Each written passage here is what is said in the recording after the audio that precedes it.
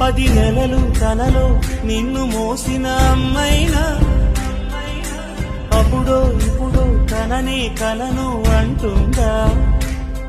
ప్రతి కుసుమం తనదే అనదే విరిసే కొమ్మైనా గుడికో జడకో సాగనంపక ఉంటుందా? బతుకంటే బడి చదువా అనుకుంటే అది సులువా? పొరపడినా పడినా జాలి పడదే కాలం మనలాగా. ఒక నిమిషం కూడా ఆగిపోదే నువ్వు వచ్చేదాకా.